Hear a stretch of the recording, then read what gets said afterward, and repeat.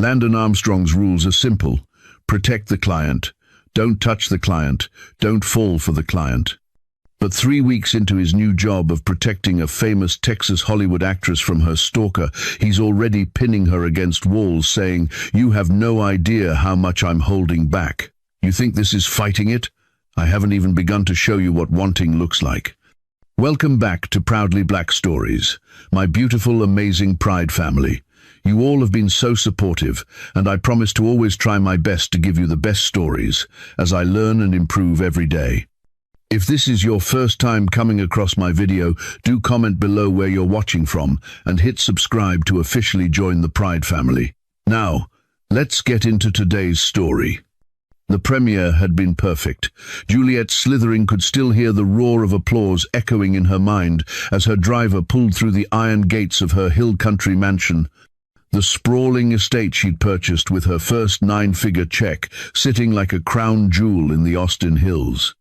The night air was thick with the scent of jasmine and Texas heat, and her stylist had just texted that the photos of her emerald gown were already trending worldwide.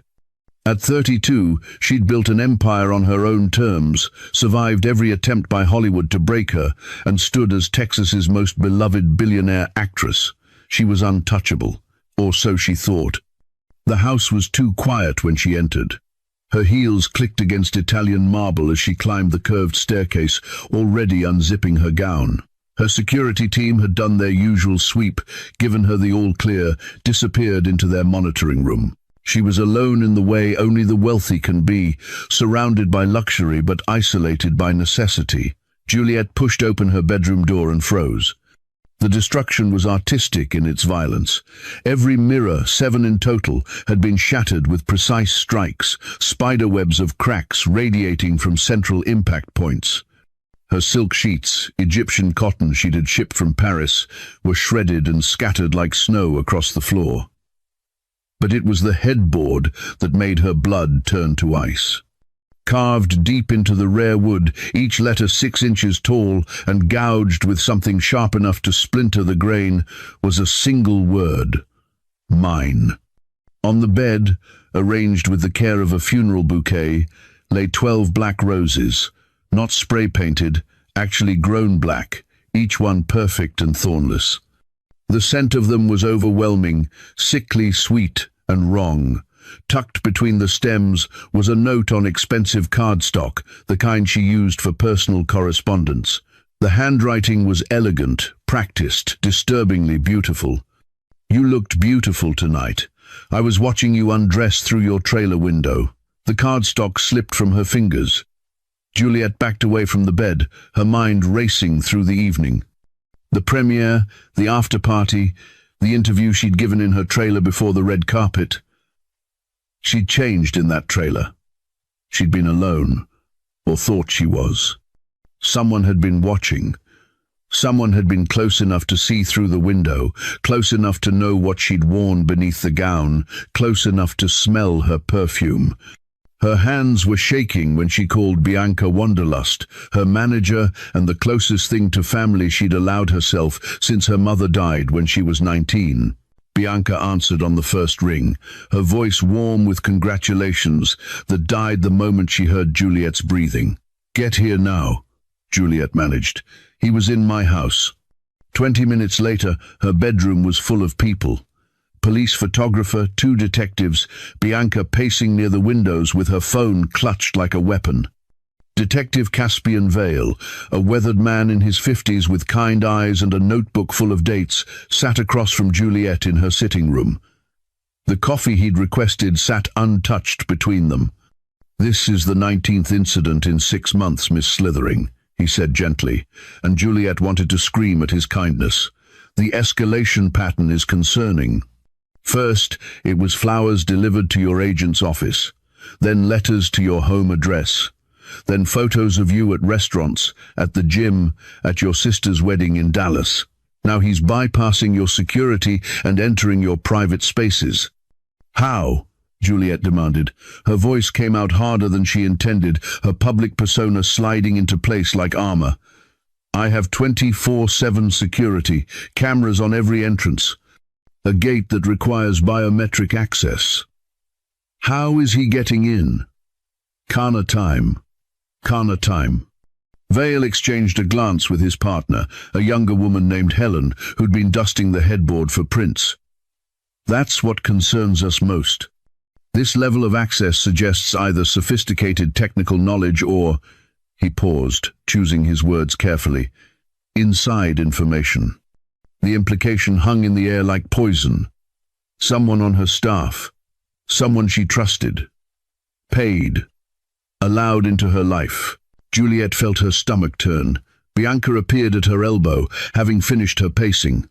At 40, she was striking rather than beautiful, with silver threading through her dark hair and the kind of commanding presence that made studio executives nervous.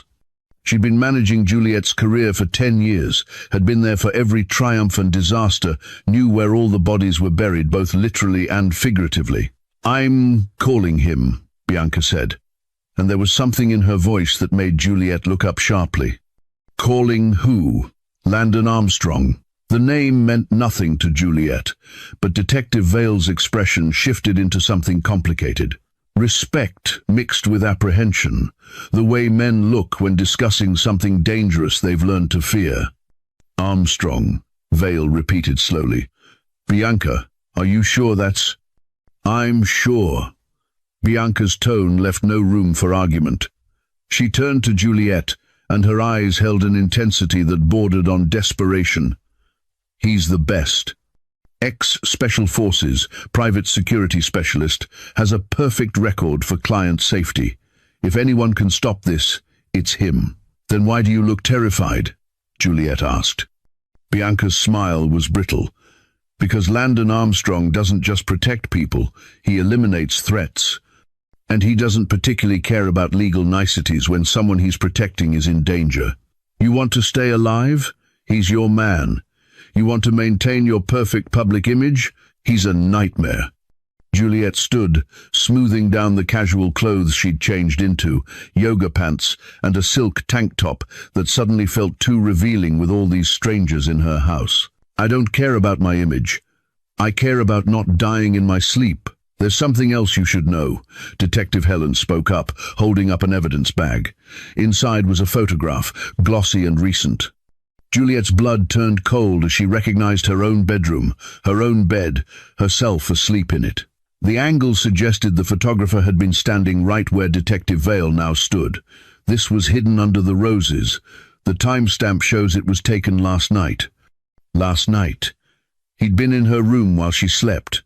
Had watched her, vulnerable and unconscious, and she'd never known. For a woman who'd built her life on control, on never being vulnerable, never being weak, the violation was nearly physical. Detective Vale must have seen something in her face because he stood, radiating a fatherly concern that made her want to cry and scream in equal measure. Miss Slithering, I'm going to be direct with you. In my 28 years doing this job, I've seen obsession cases go one of two ways. Either the subject loses interest and moves on, or they escalate to violence. Based on the pattern here, the increasing risk he's taking, the intimate nature of the contact, we're looking at escalation. You need protection, real protection, and you need it now. Juliet nodded, not trusting her voice. Bianca was already dialing, the phone pressed to her ear. The conversation was brief, cryptic, and when Bianca hung up she looked both relieved and anxious. He'll be here at midnight. It's 11:30 now, Juliet pointed out. He was already on his way, Bianca admitted. I called him 3 days ago, after the incident at your film set. What incident? Juliet demanded, ice flooding her veins. Bianca and Detective Vale exchanged another look, and Juliet wanted to throw something at both of them for their silent communication, their shared knowledge of threats to her life that she apparently wasn't important enough to know about. Someone tampered with the rigging on stage 6, Vale said quietly. The lighting array that was supposed to be 30 feet from your mark was repositioned. If you'd hit your mark at the scripted time, 2 tons of equipment would have fallen directly on you. Your director called an early lunch.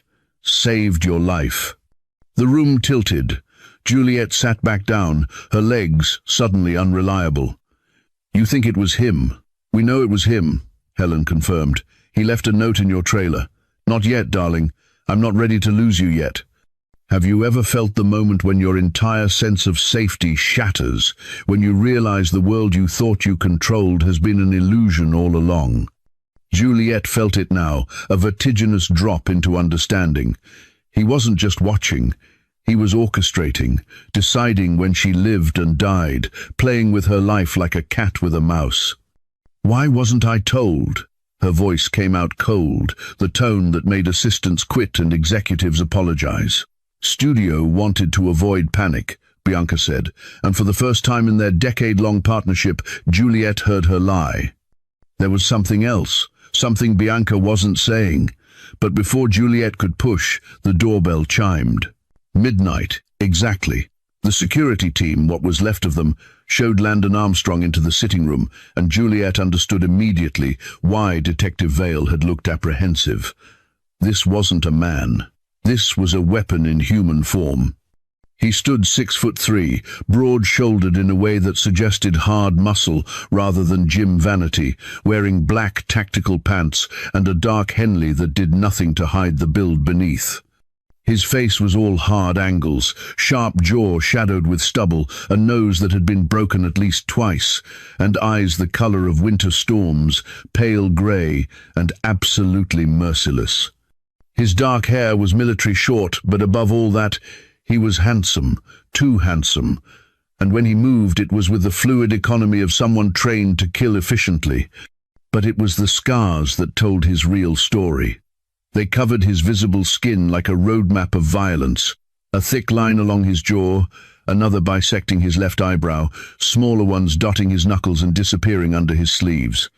His forearms, revealed when he crossed them over his chest, were covered in burn scars that looked deliberate, patterned, almost like a brand. He looked at Juliet with those cold eyes, and she felt assessed, catalogued, evaluated in about 3 seconds. Then he turned to Detective Vale. "You can go." Vale bristled. "Now wait just a minute. You've done your job. Filed your report, collected your evidence, and accomplished exactly nothing useful." Landon's voice was deep, rough, with the barest hint of a Texas drawl smoothed down by years somewhere else. "She's been terrorized for 6 months under your watch. I'm here now, which means your services are no longer required." "Security isn't a one-man job," Helen protested. Landon looked at her, and something in his expression made the detective take a step back. "You're right. It's not. But I'm not one man. I'm the only man she needs. Every member of her current security team failed tonight." He walked past all of them, into her bedroom, and they noticed nothing. "So they're fired, you're dismissed, and I'm taking over. Unless you'd like to stay and explain to me exactly how you plan to catch someone who's been outsmarting you for half a year." The silence was profound. Detective Vale looked like he wanted to argue, but Bianca touched his arm gently. "Let him work, Caspian. Please." There was history in that plea, something Juliet filed away to examine later. Vale nodded stiffly, gathered Helen and the photographer, and left with a final warning to Juliet to call him if she needed anything. The door closed behind them with a finality that made her realize she was now alone with Bianca and this dangerous stranger who'd just dismissed the police from her home. Landon walked through her sitting room like he was casing it for weaknesses, examining window locks, checking sight lines, pulling curtains aside to look at the grounds. He moved with absolute confidence in her space, touching her things without permission, invading her sanctuary like he owned it. "Your security is a joke," he said, without turning around. "Cameras on fixed positions, easily avoided. Gate security that runs on a schedule, predictable and exploitable. Interior locks that a teenager could pick. Your safe room is in the basement, which means in an emergency you'd have to go down instead of up, tactically idiotic. And your staff," he finally turned to face her, "has too much access and too little vetting." "I trust my staff," Juliet said coldly. "That's why you're going to die." He said it matter-of-factly, like commenting on the weather. Trust is a luxury you can no longer afford, Miss Slithering. Someone is in your house right now, or has access to someone who is, feeding information to your stalker. Until we identify who, everyone is a threat. I've protected senators, witnesses, people with entire organizations trying to kill them.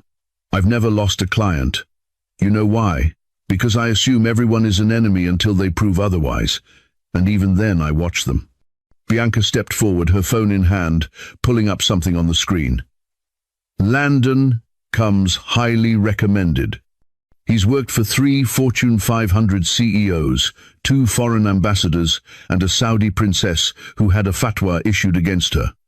All still alive, all 0 incidents under his protection. Wonderful resume, Juliet said, her tone acidic. And what exactly does this protection entail? Landon's eyes locked on hers, and the intensity of his gaze made her breath catch despite her anger. I go everywhere you go. I sleep in the room next to yours, with the connecting door open. You don't leave my sight for any reason. You don't go anywhere, see anyone, or do anything without my advance knowledge and approval. Your life belongs to me until this threat is eliminated. The possessiveness in his phrasing should have infuriated her. Instead, it sent a shiver down her spine that had nothing to do with fear. Juliet stood, drawing herself to her full 5'8", meeting his eyes with the full force of her own will. I don't take orders, she said clearly. I've built my entire life on not answering to anyone, not letting anyone control me. I'm not about to start now. He moved then, crossing the space between them in 3 long strides, not threatening, but absolutely overwhelming in his proximity. He stopped close, too close, invading her personal space with the deliberateness of someone making a point. She could feel the heat radiating from him, smell something clean and masculine, see the flecks of darker grey in those pale eyes. You don't take orders, he repeated, his voice dropping lower, intimate and dangerous. That's fine, but understand this. You hire me, you follow my rules, or you die. It's that simple. So, I need to know right now, Miss Slithering, can you follow orders, or am I wasting my time?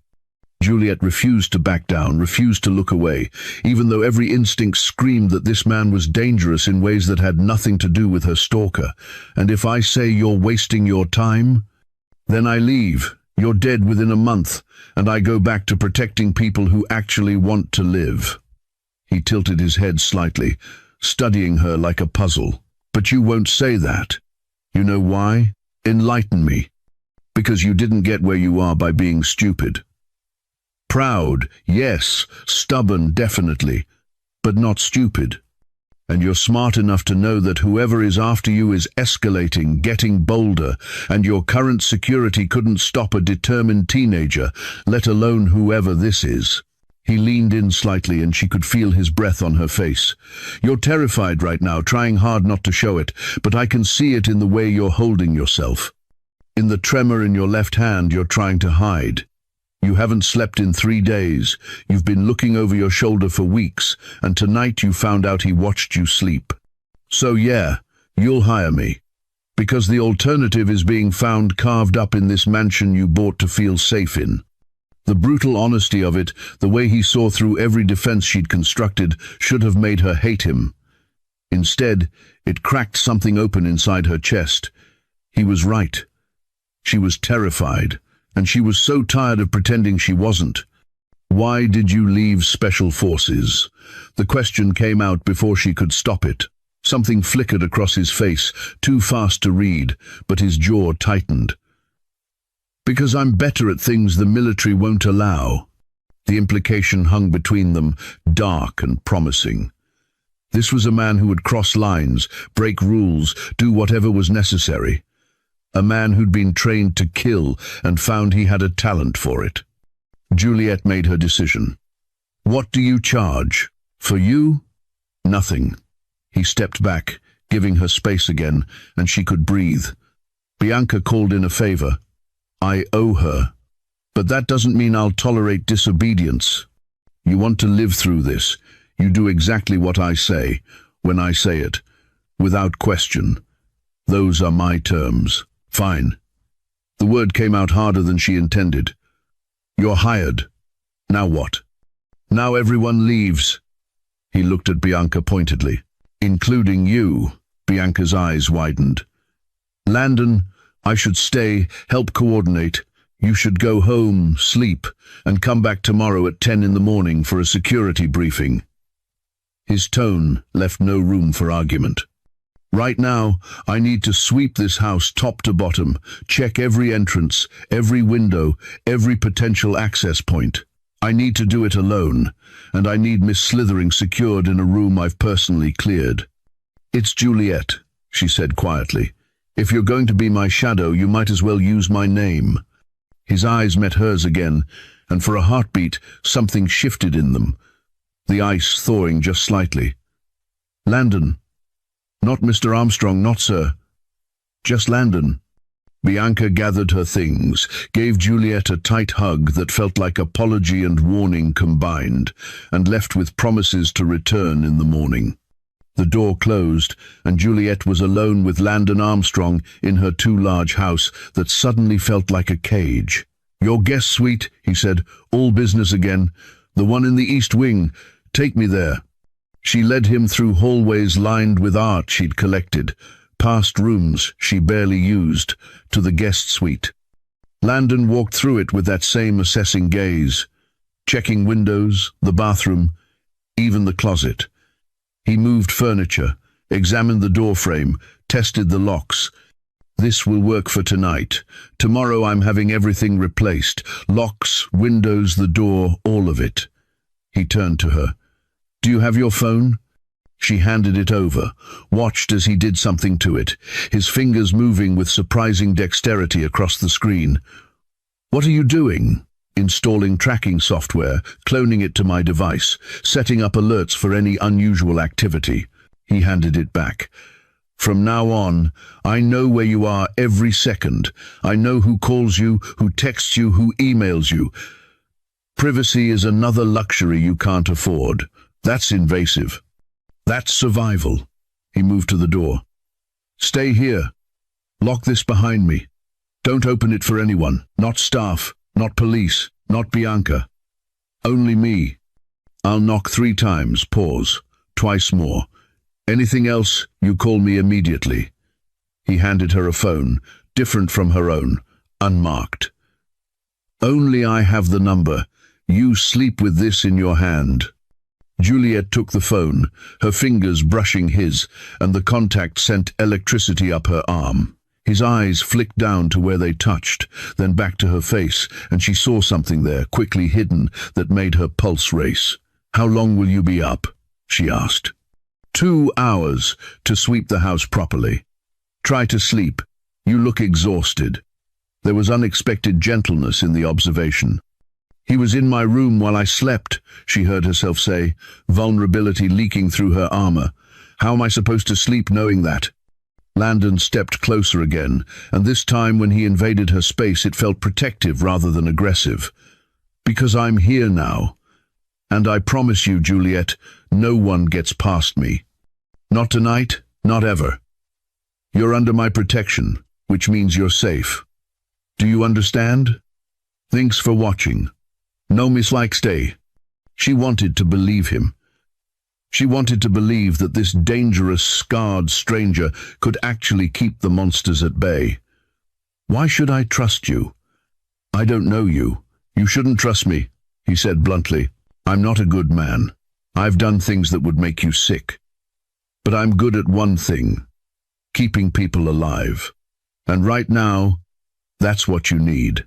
Not a good man, just an effective one. He left before she could respond, and she heard his footsteps receding down the hallway. Juliet locked the door as instructed, the click of the deadbolt abnormally loud in the silence. She sat on the edge of the bed, still holding the secure phone, and realized her hands had stopped shaking. For the first time in 6 months, surrounded by luxury that felt like a prison, she felt something almost like hope. 2 hours later, exactly as promised, 3 knocks came at her door, a pause, then 2 more. Juliet, who hadn't slept at all despite the exhaustion pulling at her bones, opened it to find Landon standing there with a duffel bag over his shoulder. "House is clear for now," he reported, "but your security system is compromised. Someone installed a bypass in the monitoring room, probably weeks ago. I've disabled it, but we need a complete overhaul. How much is this going to cost?" She tried to calculate the damage to her bank account. "I don't care. Send the bills to your accountant." He pushed past her into the room. "I'm staying here tonight. This is the guest suite. Your room is across the hall. My room is wherever you are." He dropped the duffel on the floor, unzipped it, started pulling out equipment. Laptop, tablet, what looked like weapons in locked cases. "Until we move you to a more secure location tomorrow, I'm not leaving your side." "You can't sleep in here," Juliet protested.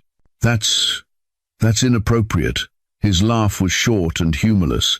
"Inappropriate is being murdered because your bodyguard was too worried about propriety to do his job. I'll take the couch, you take the bed. Door stays open between us."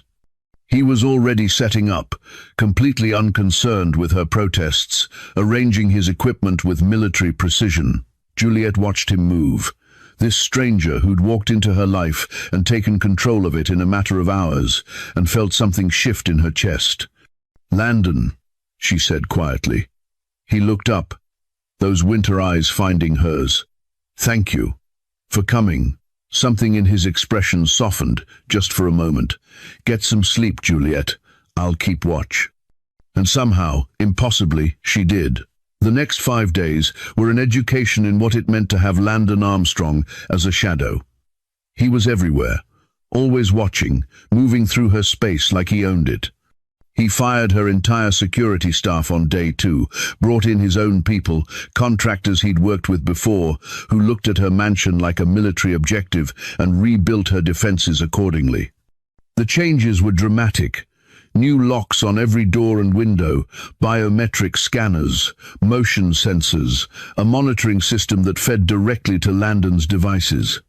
He replaced her panic room's location, had a safe room built on the 2nd floor with reinforced walls and an independent communication system. He interviewed every member of her staff, from her housekeeper to her personal chef, with an intensity that bordered on interrogation. 3 staff members quit. 2 were fired when background checks revealed inconsistencies in their employment history. Her house, her sanctuary, was invaded by contractors and security specialists, and through it all Landon coordinated everything with calm efficiency. But it was the proximity that was slowly driving Juliet insane. True to his word, he went everywhere. She couldn't walk to her own kitchen without him 3 steps behind. Couldn't take a phone call without him listening. Couldn't shower without knowing he was right outside the bathroom door, close enough to hear the water running. The guest suite became their shared space, his equipment spreading across the sitting area, his presence filling the rooms. She learned his patterns. He woke at 5 every morning, was in the gym she'd built in the basement by 5:15, working out with an intensity that spoke of discipline. She made the mistake of going down there once, found him shirtless and running through a training routine that involved weights and strikes against a heavy bag, and had to leave before he caught her staring at the play of muscles under scarred skin. He read, which surprised her. Philosophy mostly, Stoics and existentialists, dog-eared paperbacks he pulled from his duffel. He spoke 4 languages, she discovered when he took a call in what sounded like Arabic, switching to French mid-conversation, then back to English. He was educated, clearly, but refused to talk about his past beyond vague references to military service and private contracting. And he had nightmares. The first time Juliet heard him, 3 nights into their arrangement, she'd woken at 3 in the morning to the sound of harsh breathing from the couch. In the darkness she could make out his form, rigid with tension, a name on his lips she couldn't quite hear. She'd gotten up, moved quietly across the room, and found him caught in whatever hell his subconscious had dragged him to. "Landon," she'd whispered, not wanting to startle him, remembering stories about waking soldiers from nightmares. "Landon, you're dreaming." His eyes had snapped open, and for a heartbeat she'd seen something raw and agonized before his walls slammed back into place. He'd sat up, running a hand over his face, breathing controlled but too fast. "Sorry," he'd muttered. "Did I wake you?" "I was already awake." A lie, but a kind one. She'd sat on the arm of the couch, maintaining some distance. "Do you want to talk about it?" "No." The flat refusal should have ended the conversation, but Juliet had spent years reading people, understanding what they didn't say. "Does this happen often?" "Often enough." He'd looked at her then. Really looked, and seemed to register that she was in thin pajama pants and a tank top, her hair loose around her shoulders. Something had shifted in his expression, quickly hidden. "You should go back to bed. So should you." "I don't sleep much anymore. Stopped being able to after." He'd cut himself off, jaw tightening. "After what?" The silence stretched between them, heavy with things unsaid. Finally, quietly, he'd answered, "After I lost someone I was supposed to protect, someone I cared about. She died because I was too slow, too confident, too focused on the wrong threat. So now I don't sleep much, and I don't care about clients beyond keeping them alive. Caring makes you weak, makes you miss things. Can't afford that." The confession had broken something open between them. Juliet had found herself in the kitchen, making coffee neither of them needed, while Landon sat at her island and watched her move through the space. They'd talked, really talked, for the first time. She'd told him about her mother, how she'd died in what the police called an accident, but Juliet had never quite believed, how acting became her escape, creating different realities where she had control. He'd shared pieces of himself, carefully edited but more than he'd given before. As dawn broke through the windows, Juliet had realized she'd spent 4 hours talking to this man and wanted more. Wanted to know everything, understand the scars, learn what made him wake up fighting invisible enemies. It was dangerous, this wanting. He was her employee, her protection, nothing more. But when he'd smiled at something she'd said, a real smile that softened his harsh features and made him almost beautiful, she'd felt her heart stutter. Now, a week into their forced cohabitation, Juliet was hyper-aware of him in ways that had nothing to do with security. She noticed when his eyes tracked her movement across a room. Caught him staring when he thought she wasn't looking, something hungry in his gaze before he shuttered it. Felt the tension when they passed each other in doorways, bodies not quite touching but close enough to feel the heat. The stalker had gone quiet after the bedroom incident, no new messages or gifts, and Detective Vale theorized he was waiting, watching, planning his next move. The silence should have been a relief. Instead, it felt like the inhale before a scream. On day 8, a delivery arrived. Juliet was in her home office, reviewing a script her agent had sent, when Landon appeared in the doorway with a small box in gloved hands. "This came through the gate," he said, voice tight. "Addressed to you." No return information. Her stomach dropped. "Did you scan it?" "It's not a bomb. But I don't like it." He set it on her desk, produced a knife from somewhere, and carefully cut the tape. Inside, nested in black tissue paper, was a set of lingerie. La Perla, silk and lace in deep crimson, exactly her size.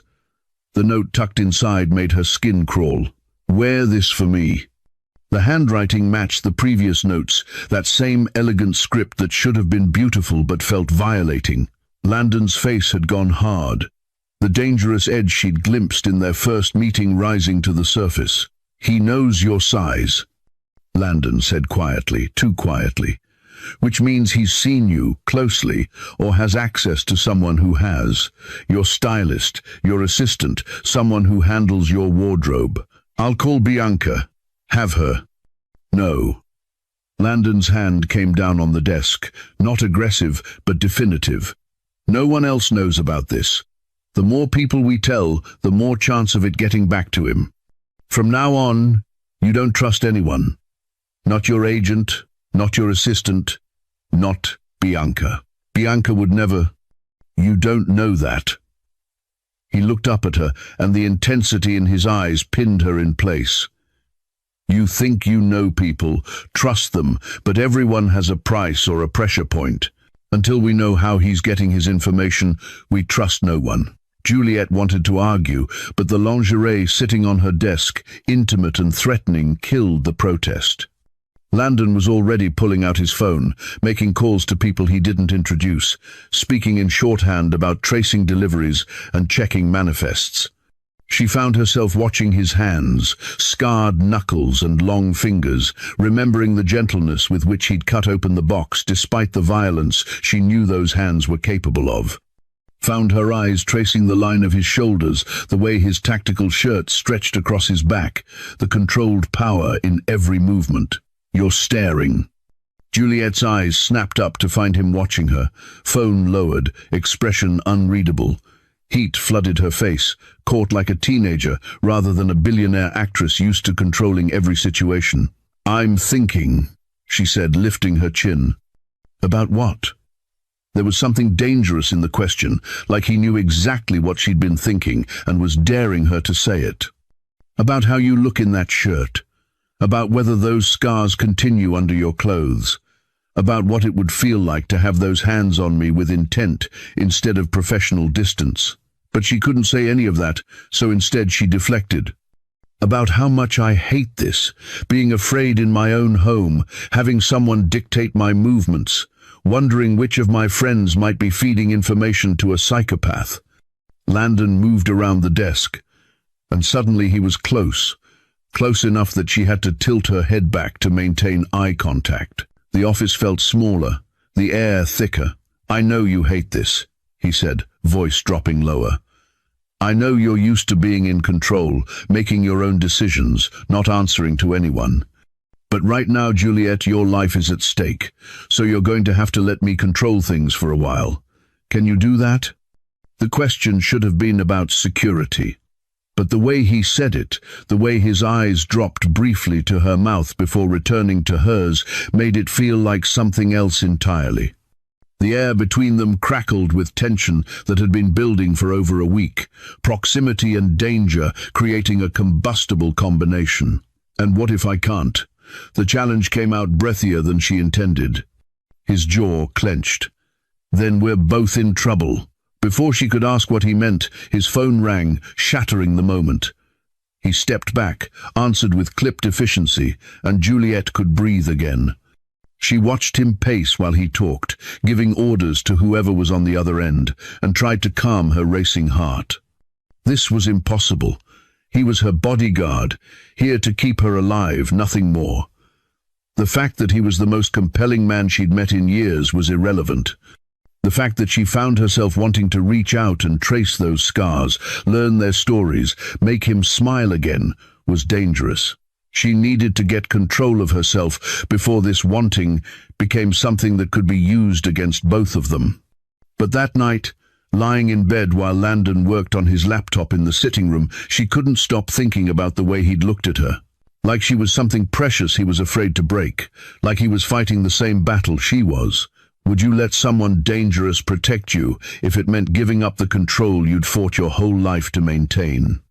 Juliet stared at the ceiling and wondered if she was more afraid of her stalker or what she was beginning to feel for the man sworn to protect her. The routine continued for another week, this forced intimacy that was slowly unraveling both of them. Juliet caught herself doing things she'd never done before, like choosing her workout clothes based on what might make Landon look at her longer, or leaving her hair down because she'd noticed his eyes following the movement when she turned her head. It was madness, this growing obsession with a man who'd made it clear he didn't do relationships, didn't care beyond keeping her alive. But the moments kept accumulating, small instances of connection that felt anything but professional. Like the morning she'd emerged from her bathroom wrapped in a towel, having forgotten to bring clothes into the steaming space, and found Landon right there in the doorway between their rooms. He'd frozen, his eyes tracking down her body in a slow sweep that felt like a physical touch before snapping back to her face. For 3 heartbeats, neither of them moved, water droplets sliding down her shoulders, the air thick with something dangerous. "I should have knocked," he'd said, voice rough. "It won't happen again." But he hadn't looked away, and she'd seen his hands flex at his sides, like he was physically restraining himself from reaching for her. "What if I want it to happen again?" The words had escaped before she could stop them, bold and reckless. Landon's eyes had gone dark, that winter grey turning stormy, and he'd stepped into the bathroom, backing her against the marble counter. His hands had landed on either side of her hips, caging her in, close enough that she could see the silver threading through the grey of his irises. "Don't," he'd started, the single word carrying the weight of desperate restraint. "Don't look at me like that unless you want me to forget every rule I've made." What rules? Her heart had been hammering so hard she was sure he could hear it. "The ones keeping you safe." His eyes had dropped to where her towel was tucked between her breasts, and she'd watched his throat work as he swallowed. "The ones reminding me you're the job, nothing more. The ones that say I can't touch you the way I want to because the second I start, I won't stop, and you deserve better than a man who's only good at violence." Before she could tell him she didn't want better, that she wanted exactly him, he'd pushed away from the counter like she'd burned him, left the bathroom without looking back, and spent the rest of the day being colder and more distant than he'd been since arriving. But she'd seen the hunger in his eyes, knew he felt this thing between them too, this wanting that had nothing to do with protection and everything to do with need. The bathroom incident changed something between them. The tension that had been simmering now boiled just under the surface, every interaction charged with what they weren't saying, weren't doing. Juliet found herself testing the boundaries, wearing clothes that were just slightly too revealing, standing closer than necessary, finding excuses to touch his arm or shoulder in passing. Landon responded by becoming hyper-aware of her in ways that were impossible to hide. She caught him staring when she bent to pick up a script, his eyes on the curve of her body in yoga pants. Felt his gaze burning into her when she stretched during their morning routines, the tank top riding up to reveal a strip of stomach. Noticed how his breathing changed when she walked past him wearing perfume, something expensive and subtle that she'd started applying just to see his reaction. "You're playing a dangerous game," he told her one evening, appearing behind her while she made tea in the kitchen. His voice was low, a rumble she felt in her spine. "I don't know what you mean." She kept her tone innocent, but her pulse was racing. "Yes, you do." He stepped closer, not touching, but close enough that she could feel the heat of him against her back. "You know exactly what you're doing. The question is why." Juliet turned to face him, her back against the counter, and looked up into those storm-grey eyes. "Maybe I'm tired of pretending there's nothing here. Maybe I want to see what happens if we stop fighting it." His hand came up, fingers hovering near her face but not quite touching, like he was afraid of what would happen if skin met skin. "Sweetheart, you have no idea how much I'm holding back. You think this is fighting it? I haven't even begun to show you what wanting looks like." The endearment sent heat flooding through her. It was the second time he'd called her that, and both times it had felt like intimacy, like permission. "Then show me." For a moment she thought he would. His hand moved to cup her jaw, thumb tracing her cheekbone with a gentleness that contradicted everything else about him. His eyes searched hers, looking for something, and whatever he found made him close his eyes briefly like he was in pain. "I can't," he breathed. "God, Juliet, I want to. But I can't protect you if I'm compromised, and you compromise everything in me. Every instinct, every rule, every bit of discipline I've spent years building, you make me want to forget why touching you is a bad idea." "Maybe it's not a bad idea." Her hands came up to rest on his chest, feeling the rapid beat of his heart under her palms. "Maybe it's the only good thing in this nightmare." His other hand settled on her waist, spanning it easily, and the contact made her breath catch. They stood there, touching but not kissing, wanting but not taking, the kitchen island lamp casting long shadows across his sharp features. "You don't understand what you're asking for," Landon said, his voice dropping to something rough and raw. "I'm not the good guy who brings you flowers and takes you to dinner. I'm the one who's killed 17 men, who's done things in dark places that would make you sick, who wakes up at 3 in the morning remembering the sound bones make when they break. You want that? You want someone that damaged?" "I want someone who looks at me and see me for me," Juliet said quietly. "Everyone else sees the actress, the brand, the image. You see me. That's worth more than you know." He made a sound low in his throat, something between frustration and surrender, and for a heartbeat she thought the dam would break. But then his phone chirped with an alert, shattering the moment, and he stepped back with visible effort. "Motion sensor triggered at the east perimeter," he said, all business again, but his breathing was uneven. "Stay here."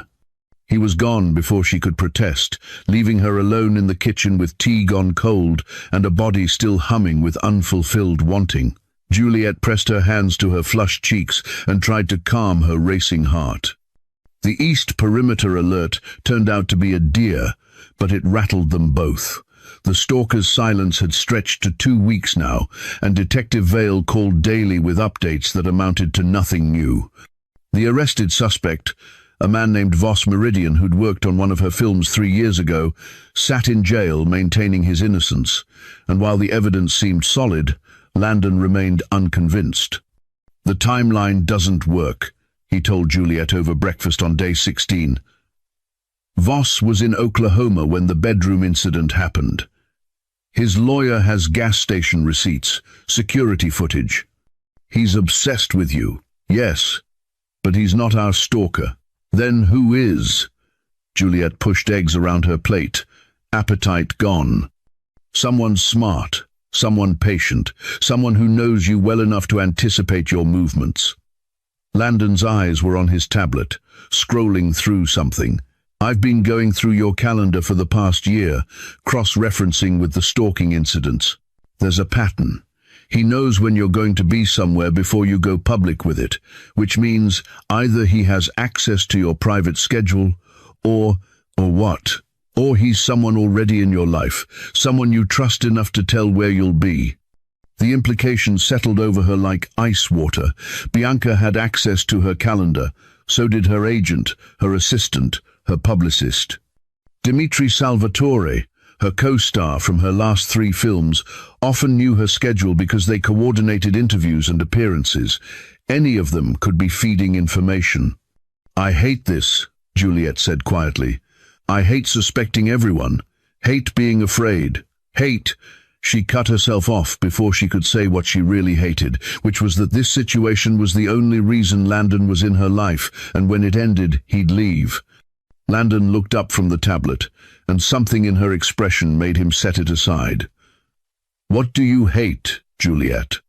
The way he said her name, low and intimate, made her reckless.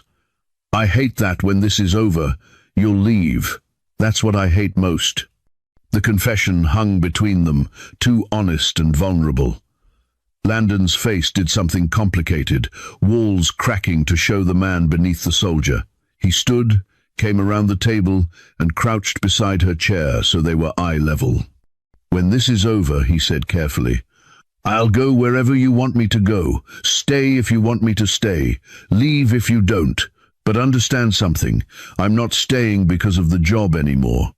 I'm staying because the thought of someone else protecting you, of not knowing if you're safe, of not seeing you every morning, it makes me want to burn the world down."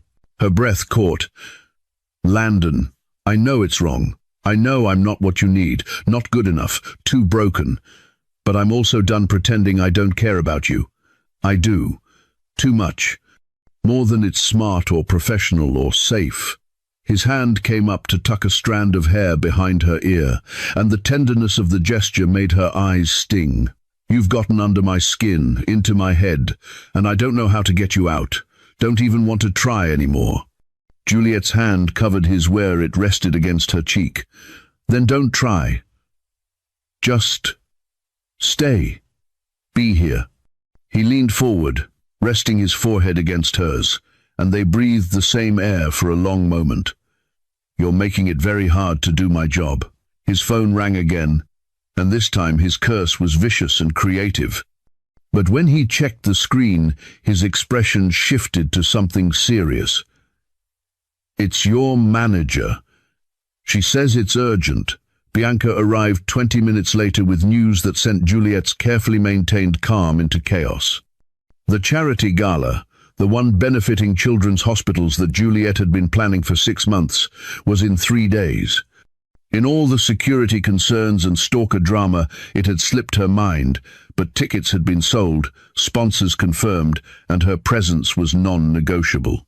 "Absolutely not," Landon said flatly, before Juliet could even process the information. "You're not going to a public event with 500 people and a stalker who's obsessed with you." "It's my event," Juliet protested. "My name is on everything. I can't just not show up." "Watch me make that happen." Landon crossed his arms, immovable. "Your safety is more important than good publicity." Bianca jumped in, her tablet already out with schedules and details. "Landon, I understand your concern, but this isn't just publicity. Juliet's donated $3 million to this cause. Major donors are expecting to see her. The hospital board can see her via video message," Landon interrupted.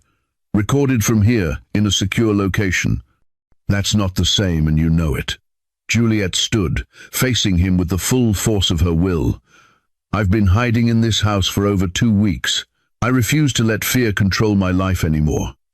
I'm going to the gala." The argument that followed was explosive, with Bianca wisely retreating to the sitting room while Landon and Juliet faced off in the kitchen. His concern was genuine, she knew that, rooted in his need to keep her safe. But she was tired of being safe, if it meant being a prisoner. "You don't understand the risk," Landon said, voice tight with frustration. "In a crowd that size, with that many access points, variables I can't control." "Life is risk," Juliet countered. "I can't stop living because someone out there is obsessed with me. And I won't." "You're being stubborn." "I'm being myself. The woman you said you saw. The real me. This is part of who I am. I don't hide, I don't quit, and I don't let anyone make me small." She stepped closer to him, into his space. "You can either help me do this safely, or I'll do it without you. Your choice." Landon's jaw worked as he ground his teeth, clearly fighting the urge to simply lock her in the house and stand guard. Finally, through clenched teeth, he said, "Fine, but we do this my way. My security team, my protocols, my rules. And you stay within arm's reach of me the entire time. Not negotiable. Deal. And if I say we leave, we leave. No arguments, no delays." "Agreed." He stared at her for a long moment, then shook his head. "You're going to be the death of me." Something shifted in his eyes, that hunger she'd seen before rising to the surface. "Get out of the kitchen before I do something we'll both regret." Juliet left, but she felt his eyes on her the entire way, and the heat of that gaze stayed with her for hours. The night of the gala arrived too quickly. Juliet's stylist had been vetted by Landon's team and brought a selection of gowns to the house rather than Juliet going to a salon. She chose a deep navy number that clung to her curves and had a slit up one thigh, elegant and dramatic.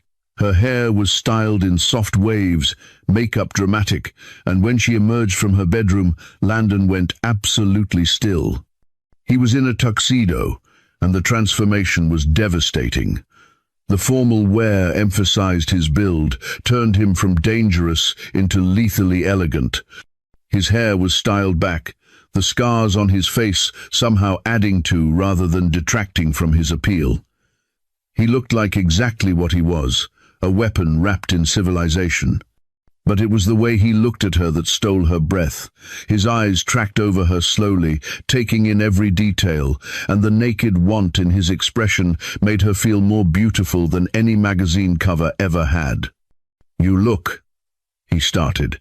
then seemed to lose the words. "Gorgeous," she teased, doing a slow turn. "Yes," he agreed, voice rough. "You look gorgeous as hell, and every man at that gala is going to want you, and I'm going to have to stand there and watch while they try to charm you, knowing I can't." He cut himself off, jaw clenching. Juliet walked to him, bold in her heels and gown, and the power of knowing he wanted her. "Can't what?" Landon's hands flexed at his sides. "Can't tell them you're already mine. Can't put my hands on you the way I want to. Can't make it clear to every man in that room that they don't stand a chance because you're under my protection and my—" Again he stopped himself. "Your what, Landon?" She was close enough now to smell his cologne, something subtle and expensive she'd never noticed before. "My everything," he admitted quietly. "That's the problem. You've become my everything, and I don't know what to do with that." Before she could respond, Bianca called up the stairs that the car was ready. The moment shattered, and Landon's professional mask slammed back into place. He offered his arm with perfect courtesy, and they descended to the waiting car surrounded by his security team. The gala was at the Four Seasons downtown, glittering and elegant, full of Austin's wealthiest and most influential. Juliet moved through the crowd with practiced grace, accepting compliments and making small talk, while Landon shadowed her every step. He blended surprisingly well, the tuxedo and his natural authority, making him seem like private security for someone important rather than a bodyguard expecting an attack. But she felt his tension, the way his eyes constantly scanned the crowd, tracking exits and potential threats. His hand hovered near her lower back, not quite touching but close enough that she felt the heat of his palm through the thin fabric of her gown. An hour into the event, Dimitri Salvatore found her. Juliet had worked with Dimitri on 3 films over the past 2 years. He was classically handsome, charming in the way actors often were, with dark hair and warm brown eyes and a smile that had launched 1,000 fan accounts. They'd had good chemistry on screen, and he'd been vocally supportive during her stalker situation, calling often to check on her, sending flowers, offering to visit and keep her company. Now he appeared through the crowd looking perfect in his tuxedo, his smile bright and genuine as he pulled her into a hug that lasted just slightly too long. "Juliet, you look absolutely stunning," Dimitri said, holding her at arm's length to admire her. "I was worried you wouldn't come after everything that's been happening." "I don't scare easily," she replied, aware of Landon going rigid beside her. Dimitri's eyes flicked to Landon, curious and assessing. "And you must be the bodyguard Bianca mentioned." "Dimitri Salvatore." He extended a hand. Landon shook it with minimal warmth. "Landon Armstrong." "Well, thank God Juliet has someone watching over her." Dimitri's hand settled on Juliet's waist, familiar and proprietary. "I've been so worried. Some maniac obsessing over you, the security failures. It's been keeping me up at night." Juliet felt more than saw Landon's reaction, the way his entire body tensed at Dimitri's casual touch. She should step away, create distance, but something reckless in her wanted to see what would happen. Wanted Landon to react, to show some of that jealousy he'd admitted to. "You're sweet to worry," she said to Dimitri. "But as you can see, I'm well protected." "I can see that." Dimitri's smile never wavered, but there was something in his eyes, a calculation that made her slightly uncomfortable. "Although I have to say, being locked away in that big house with only a bodyguard for company must be lonely. You should have called me. I would have kept you entertained." The innuendo was light but present. Landon's hand landed on Juliet's lower back, possessive and warning. "Miss Slithering hasn't been lonely." The tension between the two men crackled like electricity. Dimitri raised an eyebrow, his smile widening. "Miss Slithering? How formal. Juliet and I have known each other for years. We're quite close, aren't we, darling?" Before Juliet could navigate the increasingly uncomfortable situation, Dimitri held out his hand to her. "Dance with me? They're playing our song." It wasn't their song, they didn't have a song, but refusing would be rude and create exactly the kind of scene she was trying to avoid. She looked at Landon, saw the muscle ticking in his jaw, the storm building in his eyes. "Go ahead," he said tightly. "I'll be watching." Dimitri led her onto the dance floor, his hand settling on her waist with confidence, pulling her closer than was strictly appropriate. He was a good dancer, smooth and practiced, and he kept up a steady stream of charming conversation while they moved. But Juliet's attention kept drifting over his shoulder to where Landon stood at the edge of the floor, perfectly still, watching them with the intensity of a predator tracking prey. "He's quite intense," Dimitri commented, following her gaze. "Your bodyguard. The way he looks at you, one might think you're more than just a client." Juliet's attention snapped back to Dimitri. "He takes his job seriously." "I'm sure he does." Dimitri's hand slid slightly lower on her back, and across the dance floor she saw Landon's hands curl into fists. "But I wonder if that's all it is. The way he touched you just now, that was possessive. Personal. You're reading into things." "Am I?" Dimitri leaned closer, his breath warm against her ear. "Because I've been watching you for years, Juliet. I know when you're interested in someone. And the way you look at him, well, it's not how you've ever looked at me, despite my best efforts." The comment should have been playful, but something in his tone made her uncomfortable. She tried to step back slightly, but Dimitri held her firm. "I should get back," she said. "Landon doesn't like me out of his sight for long. Just one more dance. We've barely caught up, and I've missed you. The new film won't be the same without you." His smile was warm, his words sweet, but his grip was just tight enough to feel confining. Across the room, Landon had started moving toward them, his path deliberate and unstoppable. He cut through the crowd like a knife, and when he reached them, his hand landed on Dimitri's shoulder with enough pressure to make the other man's smile falter. "I need to borrow her," Landon said. And it wasn't a request. Dimitri's eyes hardened for just a second before his charming mask snapped back into place. "Of course. Can't keep the lady from her guard dog." The insult was delivered with a smile, but it landed. Landon's jaw clenched, and Juliet quickly stepped between them before the tension could explode into something worse. "Thank you for the dance, Dimitri. We'll catch up soon." She let Landon guide her off the dance floor, his hand firm on her lower back, steering her toward a quieter corner near the floor-to-ceiling windows overlooking the city. The moment they were relatively alone, he turned to face her, and the barely controlled fury in his expression took her breath away. "What the hell was that?" His voice was low, dangerous. "Dancing with a friend," she replied, chin lifting. "Something I'm allowed to do." "He had his hands all over you. He was dancing with me, Landon. That's how dancing works." "That wasn't dancing. That was him marking territory. And you let him." He stepped closer, crowding her against the window, voice dropping to something rough and raw. "Do you have any idea what it was like standing there watching another man put his hands on you, whisper in your ear, make you smile, while I had to stay professional? While I couldn't walk over there and make it clear to him and everyone else in this room that you're mine," he growled. "You're mine. And watching him touch you made me want to break his fucking wrist. Made me jealous in ways I have no right to be jealous because you're not actually mine. You're the job. But God, Juliet, I wanted to cross that dance floor and stake a claim I have no business staking." The raw confession made her heart race.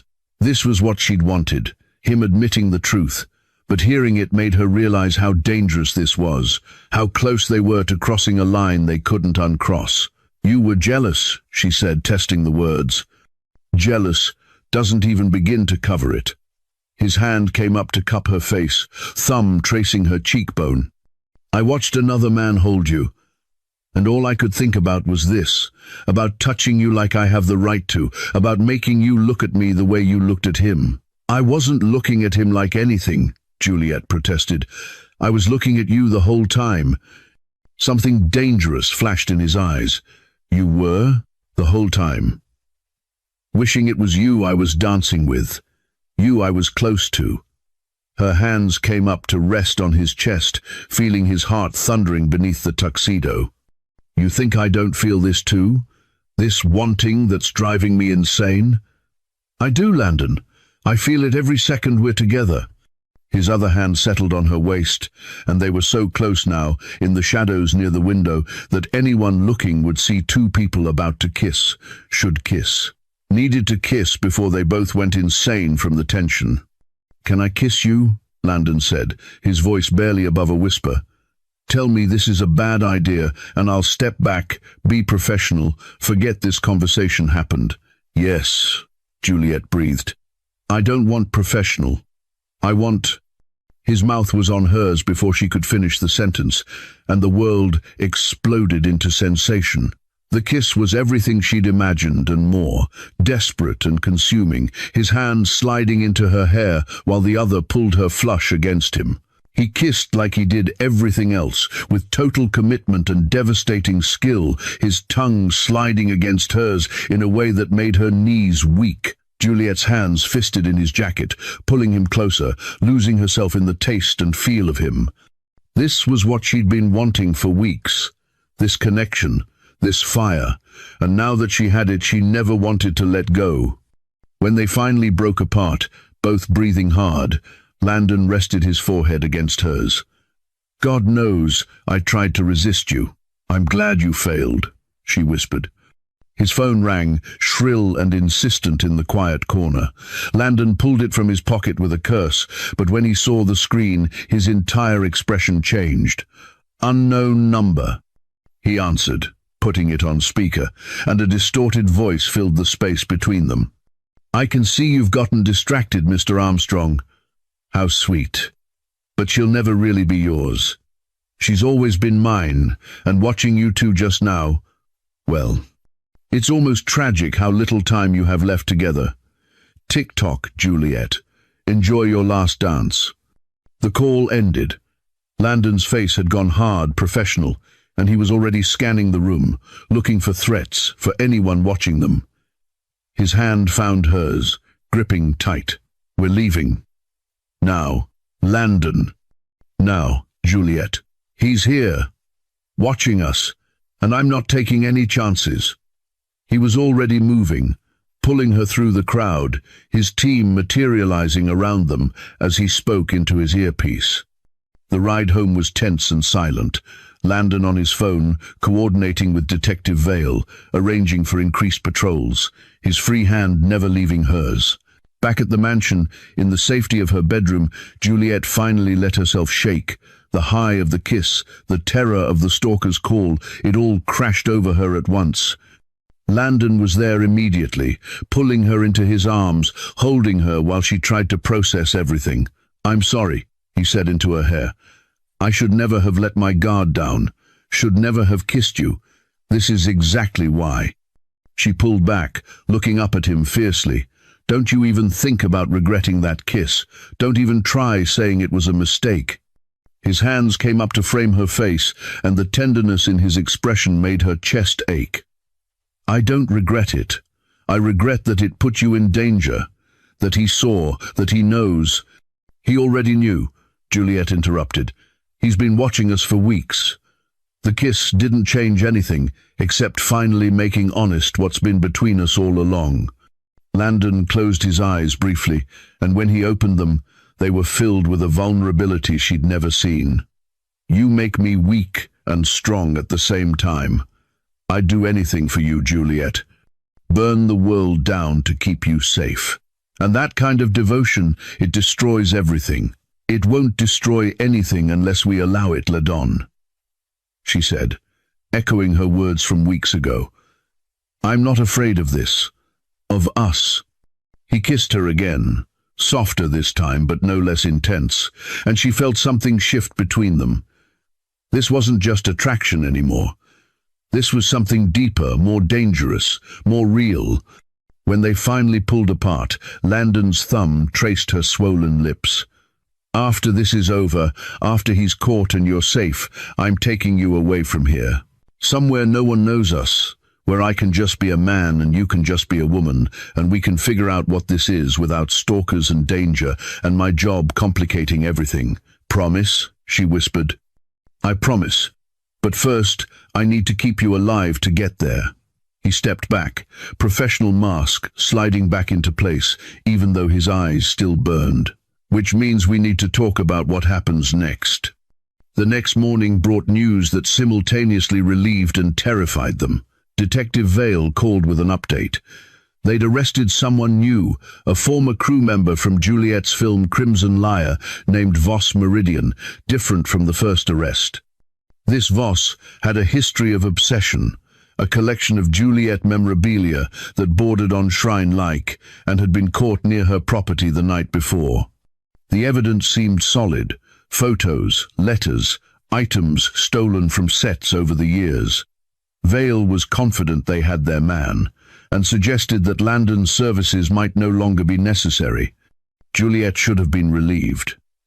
Instead, she felt a cold dread settling in her stomach as Landon stood in her sitting room, his duffel bag open on the couch, methodically packing his equipment. "You're leaving," she said, and hated how small her voice sounded. "The threat is neutralized. You don't need a bodyguard anymore." His tone was carefully neutral, but she could see the tension in his shoulders. "What if I need you for reasons that have nothing to do with being my bodyguard?" That made him pause, his hands stilling on the laptop he was packing. "Juliet, wait!" She crossed to him, refusing to let him retreat behind professionalism now. "Don't tell me last night didn't mean anything. Don't tell me this was just about the job." "Last night meant everything," he said quietly, turning to face her. "That's the problem. I can't be objective about your safety anymore because I care too much. If there was still a threat, I'd be a liability. And even with the threat gone, staying here, being close to you every day, it's too hard, too complicated?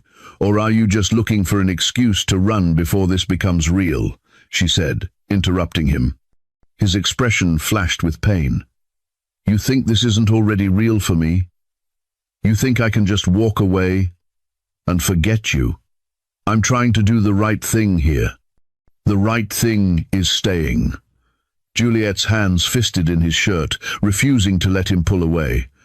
"The right thing is admitting what we both feel and seeing where it goes."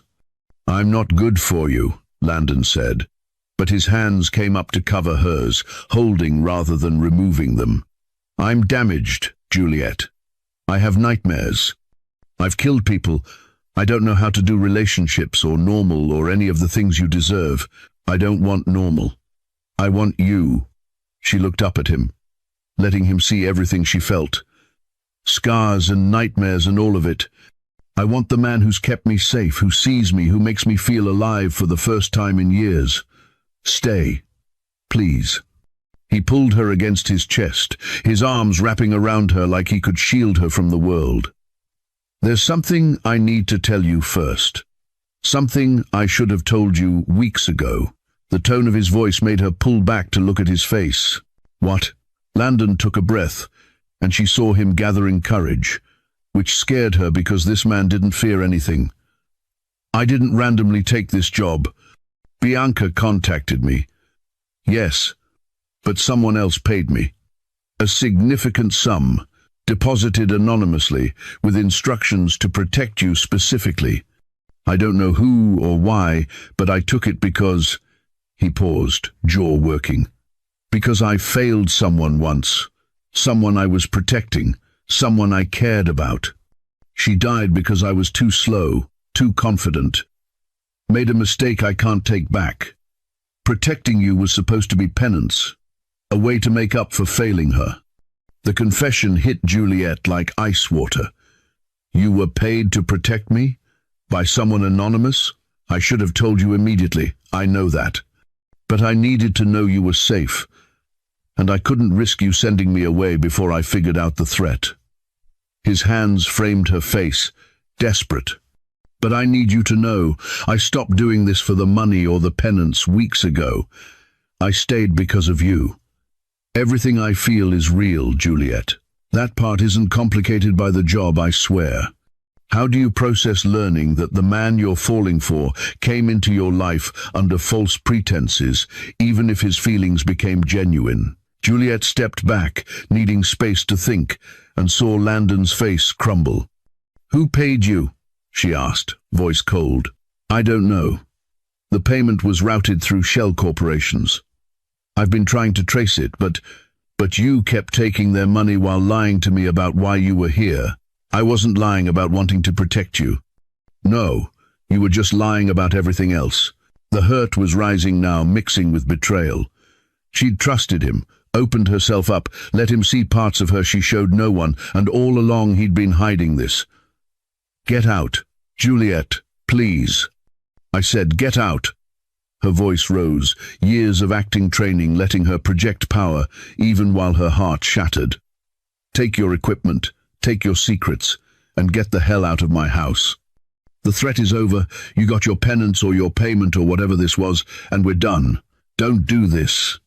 Landon pleaded, and she'd never heard him sound like that, desperate and broken. "I know I should have told you.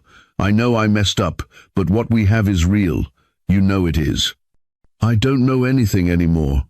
Tears were threatening, and she refused to let him see her cry. "Except that you lied to me, and I don't keep liars in my life. I've had enough people use me, manipulate me, pretend to care while having ulterior motives. I thought you were different. I am different. I love you." The words hung in the air between them, and Juliet felt her heart crack completely. He'd said it, the thing she'd been wanting to hear, and now it was tainted by lies and secrets, and she didn't know what was real anymore. "If you loved me, you would have told me the truth from the beginning," she said quietly. "Please leave before I say something we'll both regret." She watched him struggle, saw him wanting to fight, to stay, to make her understand. But finally he nodded, finished packing in silence, and walked to the door. He paused there, looking back at her with such raw pain in his eyes that she almost broke, almost called him back. "I meant what I said," Landon told her. "Every word, and when you're ready to hear the whole truth about who hired me and why, I'll be waiting. Because I'm not giving up on us, Juliet. Not now, not ever." Then he was gone, the door closing behind him with a finality that echoed through the too large house. Juliet sank onto the couch, surrounded by the space where his equipment had been, and finally let herself cry. He'd been her protection, her confidant, maybe even her salvation, and now he was just another person who'd lied to her. But even as she cried, even as she hated him for the betrayal, part of her knew she was more angry at herself for falling so hard, so fast, for a man she'd known was dangerous from the start. The question was whether the danger in him was the kind that could destroy her, or the kind that could save her. And she was terrified she might never know which. The house felt cavernous without him. Juliet spent 2 days in a fog of misery, ignoring calls from Bianca, from her agent, from Dimitri, who'd texted 3 times asking if she was all right after the abrupt departure from the gala. She wandered through rooms that suddenly felt too large, too empty, haunted by memories of Landon's presence in every corner. The sitting room, where he'd worked on his laptop late into the night. The kitchen, where they'd shared coffee at 3 in the morning when his nightmares woke him. The hallway where she'd emerged in a towel and seen hunger flash in his eyes before he'd retreated behind professionalism. Every space held echoes of him, and she hated it. But more than the emptiness, she hated the voice in her head that kept whispering he'd tried to tell her, that his feelings had been genuine even if his initial motivation had been complicated, that she'd sent away the one person who'd actually kept her safe because her pride couldn't handle the complexity of the truth. On the 3rd day, Bianca showed up unannounced, letting herself in with the key Juliet had given her years ago. She found Juliet in the media room, surrounded by scripts she wasn't reading, wearing yoga pants and one of Landon's shirts she'd stolen from the laundry before he'd finished packing. "You look terrible," Bianca said bluntly, settling onto the couch beside her. "Have you talked to him?" Her tone was gentle, which somehow made it worse. "Why would I talk to him? He lied to me." took money from some anonymous person to protect me, and didn't think that was information I deserved to have. Juliet pulled her knees to her chest, feeling 16 instead of 32. Everyone uses me, Bianca. My father used my success to rebuild his reputation after his scandal. My ex used me for connections and publicity. Half my friends only stick around because of what I can do for their careers. I thought Landon was different. He is different, Bianca said quietly. Juliet, I'm the one who contacted him initially, and I knew about the anonymous payment. Juliet's head snapped up. What? Bianca's face was filled with guilt and something that looked like fear. The payment came through me. Someone contacted me 6 months ago, right when the stalking started getting serious, and offered to pay for the best protection money could buy. They knew things, Juliet. Things about your mother's death, about the stalker, things even the police didn't know. They said you were in more danger than anyone realized, and that Landon Armstrong was the only one who could keep you safe. The betrayal hit fresh and sharp. You knew. This whole time you knew he was being paid and you didn't tell me? I was trying to protect you, Bianca pleaded. The person who contacted me, they knew everything. They said if I told you about the payment, you'd refuse the protection out of pride and you'd die. So I kept it quiet, and I called in a favor with Landon to make sure he'd come. What favor? Juliet's voice was ice. Bianca looked away, and for the first time in their 10-year friendship, she looked old, scared. Landon and I have history. Years ago, before you and I met, I was married to someone dangerous. Someone who hurt me. Landon was hired to extract me from the situation, and he saved my life. I told him I'd never ask him for anything else.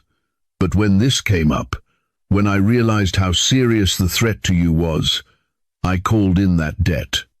The pieces were falling into place, but they formed a picture Juliet didn't like. So everyone was lying to me. Everyone was manipulating the situation, deciding what I could handle, what I deserved to know. We were trying to keep you alive, Bianca said desperately. And it worked. Voss is in custody. The stalking has stopped. You're safe. Am I? Juliet stood, pacing the room. Because I don't feel safe. I feel betrayed and confused and... Her voice broke despite her best efforts. And I sent away the one person who made me feel like I could survive this, the one person who saw me as more than just an asset to be managed. Bianca reached for her hand. Then call him. Tell him that. Landon's not like other men, Juliet. He doesn't play games or manipulate. Everything he did because he was falling for you and trying to figure out how to be honest without losing you. I watched it happen. Watched him go from cold professional to a man terrified of his own feelings. He said he loved me, Juliet whispered, right before I kicked him out. He said he loved me and she couldn't finish. Do you love him? The question hung in the air. Did she? Could you love someone you'd only known for weeks? Someone who'd come into your life under complicated circumstances and turned everything upside down? But even as she asked herself these questions, she knew the answer. Yes. She loved him, loved his scars and his nightmares and his brutal honesty, loved the way he looked at her like she was precious. Loved that he'd been the first person in years to make her feel safe enough to be vulnerable. It doesn't matter, Juliet said finally. He's gone. He's at the Driscoll Hotel, room 412, Bianca said. He never left Austin. Been there since you kicked him out, still coordinating with Detective Vale, still making sure your security holds even though you fired him. The information settled into Juliet's chest, warm and painful. Of course he hadn't left. Of course he was still protecting her from a distance. That was who Landon Armstrong was, a man who didn't know how to do anything halfway. Before she could process what to do with this knowledge, Bianca's phone rang. She glanced at it, frowned, and answered, Detective Vale. What? Her face went white. When? Are you sure? Juliet's stomach dropped. What is it? Bianca ended the call with shaking hands. Voss Meridian made bail 2 hours ago. He's gone.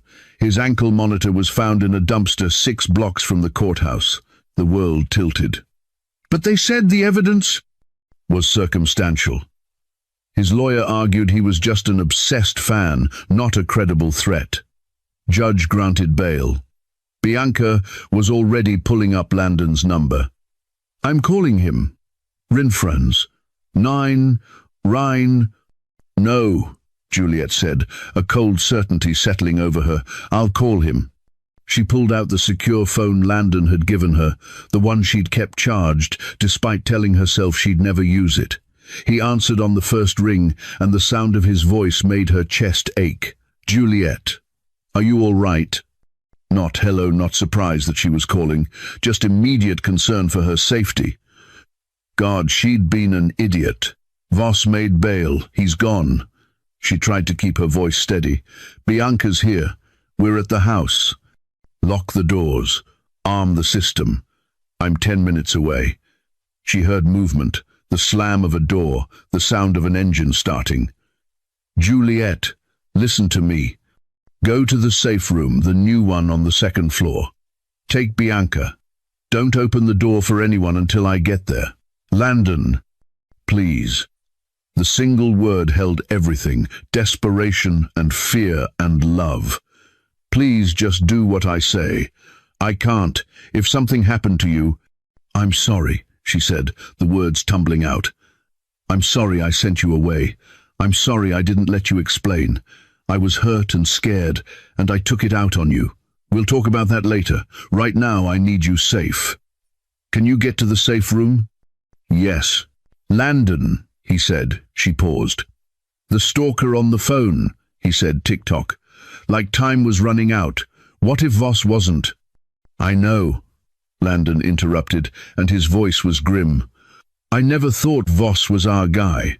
Timeline was wrong, profile was wrong. I've been working with an independent investigator, trying to find the real stalker. We're close, Juliet. But until we have him, you're vulnerable. So please, safe room. Now." Juliet grabbed Bianca and headed for the stairs, the phone still pressed to her ear, Landon's voice a lifeline. "I'm moving now. Tell me you're really okay. Bianca said you've been at the Driscoll. Couldn't leave. Needed to be close enough to get to you if something happened." His voice softened slightly. "Needed to know you were breathing, even if you hated me." "I don't hate you," she said quietly, reaching the safe room and inputting the code. "I never hated you." The safe room door swung open, revealing the reinforced space Landon had built. Bianca slipped inside, but Juliet lingered in the doorway. Phone clutched tight. "Get inside," Landon ordered. "I'm 5 minutes out. When you get here, we're talking. Really talking. About everything. Sweetheart, when I get there, talking isn't the first thing on my agenda. First, I'm checking every inch of you to make sure you're safe. Then I'm probably going to kiss you until neither of us can breathe. Then if you're very patient, we'll talk." The rough promise in his voice sent heat flooding through her despite the fear. "But you have to be inside the safe room for any of that to happen. So, move." She stepped inside, sealed the door, and tried to calm her racing heart. Bianca was pale, staring at her phone, and something about her expression made Juliet uneasy. "You okay?" "I need to tell you something," Bianca said, and her voice was strange. "Something I should have told you a long time ago."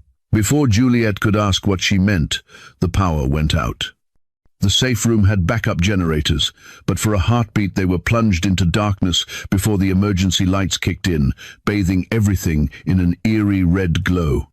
"That's not normal," Juliet said, pulling up Landon's number again. It went straight to voicemail. She tried twice more, same result. "I can't reach him." Bianca's phone buzzed with a text. She looked at it and went impossibly paler. "Juliet, The safe room's communication system crackled to life, and a voice filled the space.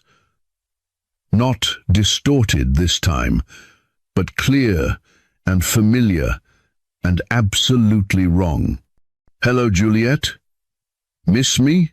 Juliet's blood turned to ice. That's not possible. That voice, No, it can't be him. Why can't it be me, sunshine? Dimitri's voice was calm, almost pleasant, which somehow made it obvious. I've been very patient, darling, watching you grow from that frightened 19-year-old who just lost her mother into the woman you are now, waiting for you to be ready for me. 19. When her mother died.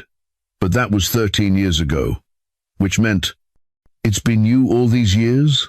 Juliet breathed, shocked. And speaking of your mother, let me let you in on my little secret. When I learned she was going to take you away, to Europe, some ridiculous idea about protecting you from the industry, from men like me, I couldn't let that happen. So yes, I arranged the accident. Faulty brakes, tragic really. And I was there at the funeral, watching you cry, knowing that someday you'd understand it was necessary, that we were meant to be together. And I'm ready to eliminate just anyone who tries to put us asunder. Juliet's head was spinning at this point. He had not only obsessed and stalked her for years, he had also killed her mum, just to have her to himself. Bianca grabbed Juliet's arm, her grip painful. I didn't know, she whispered. I swear I didn't know it was him. But something in her eyes said otherwise, and Juliet felt the world shift beneath her feet. What are you even saying? I need to explain. Ah, Bianca, Dimitri's voice interrupted. Are you ready to tell her? Or should I? Bianca's face crumpled. I'm sorry. I'm so sorry. He said he'd kill you if I didn't help him. Said he'd make it look like suicide, destroy your reputation, everything you've built. I didn't want to. I tried to protect you. The betrayal was so complete, so devastating, that Juliet couldn't process it. You've been helping him? This whole time? Not the whole time, Bianca said desperately. Just the last few months. He contacted me, showed me things, proof of what he'd done to your mother, said he'd release it all if I didn't give him information. Your schedule, your routines, access codes. I thought if I cooperated, if I gave him small things, I could control it, could keep you safe while figuring out how to stop him. You gave him access to my life, Juliet said, her voice hollow, to my home, to me. I was trying to protect you. Bianca sobbed. He said he promised if I helped him, he wouldn't hurt you, that he just wanted to be close to you, to make you see how perfect you were together. And you believed him? Juliet backed away from her, from the woman she'd trusted for 10 years, who'd been at every premiere and every breakdown and every triumph. You believed a man who murdered my mother. I was scared, Bianca whispered. And I'm sorry. I'm so sorry. Touching as this is, Dimitri interrupted, we're running out of time. Your guard dog is almost here, and I'd prefer to have this conversation face to face. So you have a choice, Juliet. Open the safe room door and come to me, or I'll detonate the charges I had Bianca plant throughout your beautiful mansion. They're small, targeted, won't bring the whole house down, just enough to trap you in there while fire does the rest. You'll suffocate long before you burn, if that's any comfort. You're insane, Juliet breathed. No, I'm in love with you, darling, Dimitri corrected. And love makes us do extreme things. You'll understand once you stop fighting this. Once you accept that we're inevitable. Rife. Juliet's mind raced. Landon was coming, but if Dimitri had cut the power, blocked the phones, he might have blocked the gate too. Could be minutes before Landon reached her, and minutes might be too long. But if she opened the door, if she went to Dimitri, "Where are you?" she asked. Buying time. The garden. The corner with no cameras, the one your overprotective bodyguard never quite got around to monitoring. I've been watching from here for weeks. Saw you in your bedroom, in the kitchen, every intimate moment. Watched you fall for him, which was disappointing but understandable. You needed to explore the attraction before realizing it was just proximity and danger. Now that he's gone, we can. He's not gone, Juliet interrupted. He's coming back. And when he gets here, he's going to tear you apart. Dimitri's laugh was cold. If he gets here, I may have left a little surprise for him at the gate. Nothing fatal, just enough to slow him down. Give us time to have our conversation. So, what's it going to be, darling? Come to me or burn." Juliet looked at Bianca, who was crying silently, and made a decision. She couldn't wait for Landon, couldn't risk him walking into whatever trap Dimitri had set, couldn't let this house, the home she'd built, become her tomb. "I'm coming out," she said, "but Bianca stays here. This is between you and me." "Fine," Dimitri agreed easily. "She's served her purpose anyway. Open the door, Juliet. It's time we stop playing games." Juliet moved to the control panel, inputted the code with shaking fingers. Bianca grabbed her arm. "Don't. Please. Let me fix this. Let me—" "You can't fix this," Juliet said quietly, pulling free. "You broke something that can't be repaired. So stay here and live with what you've done." The door opened, and Juliet stepped into the hallway, leaving Bianca sobbing behind her. The house was dark except for emergency lighting, shadows everywhere, and she moved carefully toward the stairs. Every instinct screamed to run, to hide, to wait for Landon. But Dimitri had her trapped, and the only way out was through. She found him in the garden, exactly where he'd said, standing in the unmonitored corner with the casual confidence of someone who'd planned every detail. He was still beautiful, still charming in his features, but seeing him now with full knowledge of what he was made, her stomach turned. This man had killed her mother, had stalked her for 13 years, had positioned himself in her life like a spider in a web, waiting. "There you are," Dimitri said warmly, like they were meeting for coffee instead of a confrontation. "You look beautiful even in fear. I've always loved that about you, how gracefully you handle everything." "You killed my mother," Juliet said, staying near the door, calculating distances and exits. "I removed an obstacle," he corrected. "She was going to take you away from your destiny, from me. I couldn't allow that.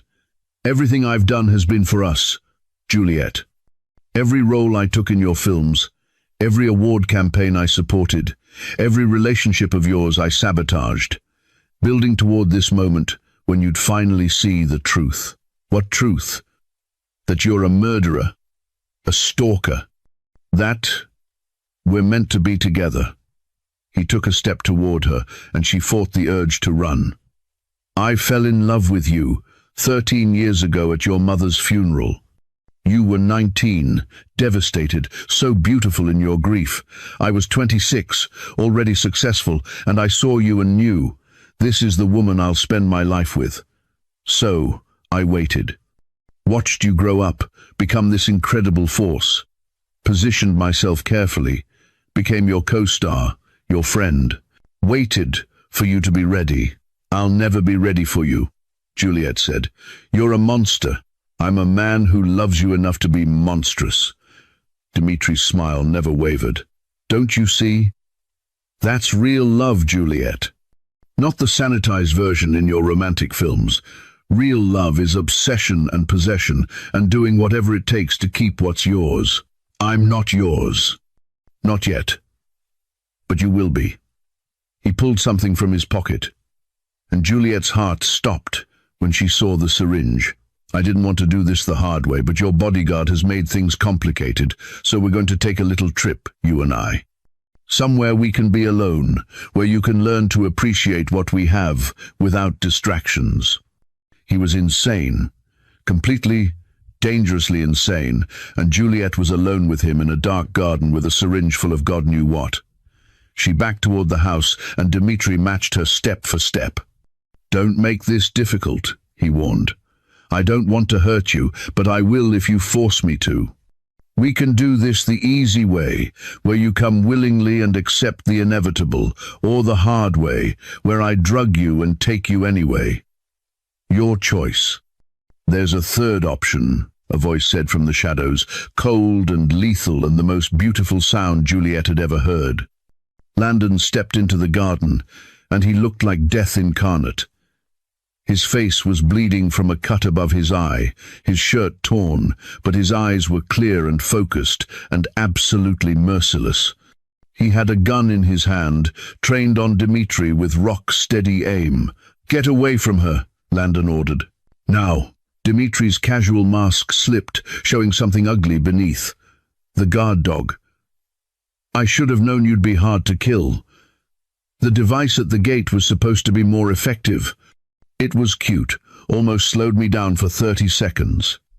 Landon moved with predatory grace, positioning himself between Juliet and Dimitri. "But I've survived actual bombs, so your little Hollywood special effects didn't do much except piss me off. And trust me, you don't want me pissed off." "You can't shoot me," Dimitri said, but there was uncertainty in his voice now. "There are laws, witnesses. I'm a civilian on private property, protecting someone from a clear and present threat. I can absolutely shoot you, and I will if you take one more step toward her." Landon's voice was arctic. "The only reason you're still breathing is because Juliet is here, and I don't want her to see what I'll do to you if given the chance. So drop the syringe and get on your knees, slowly." Dimitri looked between them, calculating odds, and Juliet saw the moment he decided to gamble. He lunged, not toward Juliet but toward Landon, the syringe aimed at Landon's neck. What happened next was brutal and efficient. Landon sidestepped, brought the gun down hard on Dimitri's wrist, and the syringe went flying. Dimitri was trained, though, clearly, because he recovered fast, launching a strike at Landon's throat that would have crushed his windpipe if it had connected. But Landon was better. He was faster, harder, and he fought with the absolute conviction of a man protecting what he loved. The fight was vicious, both men landing hits that would have dropped normal people. Dimitri was good, clearly had training, but Landon was exceptional. He was also furious, and fury made him relentless. Juliet watched in horror as they crashed through the garden, destroying her carefully maintained plants, blood spattering on stone. Dimitri got Landon in a chokehold at one point, and Juliet screamed, but Landon drove his elbow back into Dimitri's ribs with enough force that she heard something crack. Dimitri released him with a howl, and Landon spun, landing a punch that sent Dimitri sprawling. But Dimitri wasn't done. He pulled a knife from somewhere, a wicked-looking blade that gleamed in the emergency lighting, and smiled through bloody teeth. "I'm going to kill you, then I'm going to take her, and there's nothing you can do about it." "Over my dead body," Landon growled. Dimitri lunged with the knife, fast and trained, and Landon barely dodged. The blade sliced through his shirt, drawing blood, and Juliet's heart stopped. They grappled, Landon's hands locked on Dimitri's wrist, fighting for control of the knife. Dimitri was strong, desperate, and he was winning. The knife inched toward Landon's throat, and Juliet saw her future without him flash before her eyes. No, she wouldn't let this happen. Wouldn't watch another person she loved die because of this monster. Landon had taught her basics, showed her where to strike to disable someone, and she'd paid attention even when she'd pretended not to. The gun Landon had dropped was 3 feet away, and Juliet dove for it. Her hands closed around the grip, cold and heavy and foreign. She'd never fired a gun in her life, but Landon had shown her once, a quick lesson in the basement range she'd had installed for her previous security team. Safety off, aim center mass, breathe and squeeze. "Get away from him," she said, and her voice didn't shake. Dimitri looked at her, the knife still inches from Landon's throat, and laughed. "You won't shoot me. You're not capable of that kind of violence. You murdered my mother. You terrorized me for 13 years. You threatened the man I love." Juliet's hands steadied on the gun. "I'm capable of a lot more than you think." She pulled the trigger. The recoil shocked her, the sound deafening in the enclosed garden. Her aim was off, hitting Dimitri in the shoulder instead of center mass. But it was enough. He dropped the knife with a scream, stumbling back, and Landon was on him immediately. One brutal strike to the temple, and Dimitri went down, unconscious before he hit the ground. Sirens wailed in the distance, getting closer. Landon kicked the knife away, checked Dimitri's pulse with professional efficiency, then turned to Juliet. She was standing frozen, the gun still raised, shaking now that the adrenaline was crashing. "Hey," Landon said softly. carefully taking the gun from her numb fingers. "It's over. You're safe. He can't hurt you anymore." Juliet looked at Dimitri's unconscious form bleeding on her garden stones, at Landon's battered face and torn shirt, at the destruction around them, and something inside her broke. She launched herself at Landon, and he caught her easily, arms wrapping around her like steel bands. "I've got you," he murmured into her hair. "You're safe. I've got you." She was crying, great heaving sobs she couldn't control, and he just held her, one hand stroking her back, murmuring reassurances. Police flooded the garden moments later, Detective Vale shouting orders, paramedics appearing to treat Dimitri's gunshot wound and Landon's injuries. Through it all, Landon didn't let her go. The next hours were a blur of statements and evidence collection, and forensic teams photographing everything. They found Bianca, still in the safe room, arrested her for conspiracy and aiding a criminal. She didn't resist, just looked at Juliet with desperate apology that Juliet couldn't begin to process. Detective Vale took Juliet's statement personally, gentle but thorough, and told her that Dimitri would be going away for a very long time. Murder, attempted murder, kidnapping, stalking, the charges went on and on. They'd found evidence in his apartment that turned her stomach, years of surveillance photos and detailed journals chronicling his obsession, plans for taking her once he'd eliminated all obstacles. "You're a hero," Vale told her. "You saved Armstrong's life." "He saved mine first," Juliet replied, looking across the garden to where paramedics were cleaning the cut above Landon's eye. He'd refused to go to the hospital, insisted on staying until she was cleared to leave, until he knew she was truly safe. When they were finally allowed to go, Landon drove her away from the mansion in the same SUV he'd arrived in all those weeks ago. She couldn't stay there tonight. Maybe not ever again. Too many ghosts, too much violence soaked into the stones. He took her to the Driscoll, to room 412, and neither of them commented on the fact that he'd clearly been living here in bare-bones efficiency. Laptop and tablet on the desk, duffel in the corner, nothing else. Like he'd been waiting, ready to move at a moment's notice if she needed him. "Sit," he ordered gently, guiding her to the bed. "I'm going to get you water and something to eat. You're in shock." "I shot someone," Juliet said, and it felt surreal. "I actually shot another human being." "You saved my life," Landon corrected, crouching in front of her. "He would have killed me, Juliet. That knife was seconds from my throat. You did what you had to do." "I don't regret it," she realized. "I thought I would, but I don't. If I had to do it again, I would." That's the adrenaline talking.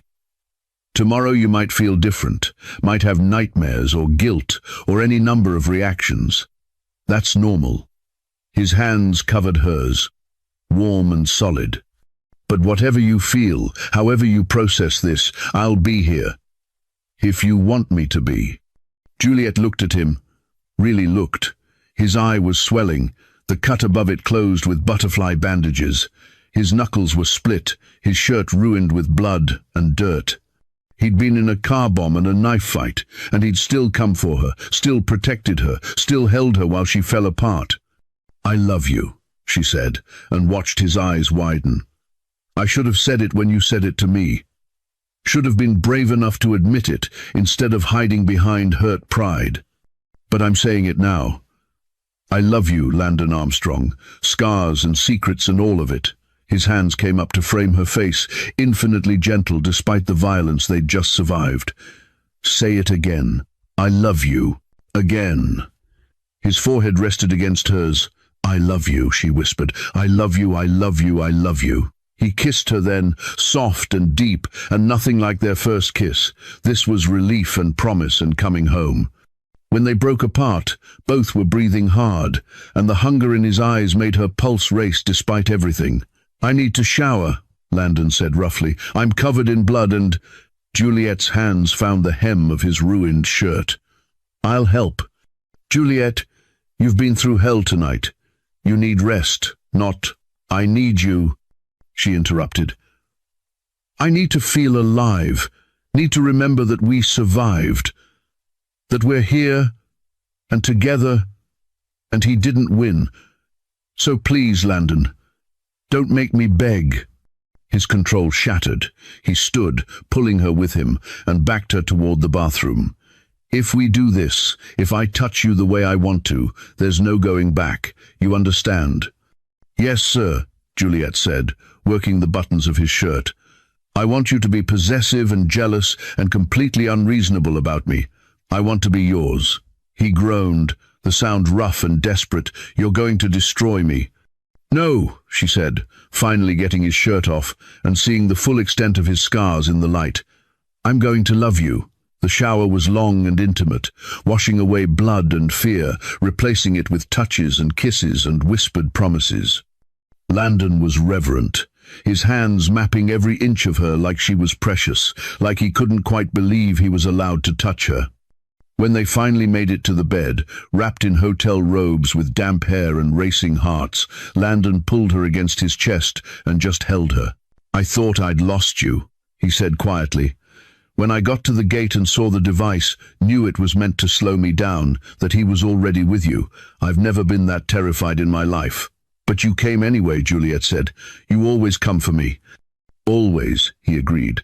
"For the rest of my life, Juliet, if you let me. I'll come for you, protect you, love you with everything I have." She tilted her head back to look at him. "Is that a proposal?" His smile was slow and devastating. "Not yet. When I propose, and I will, it's going to be romantic and perfect, and you're going to cry happy tears. Not in a hotel room after surviving a psychopath. I'm holding you to that." "Good." He kissed her forehead, her nose, her lips. "Now sleep. You're exhausted, and tomorrow's going to be long. Press, police, lawyers, all of it. But I'll be with you for every second."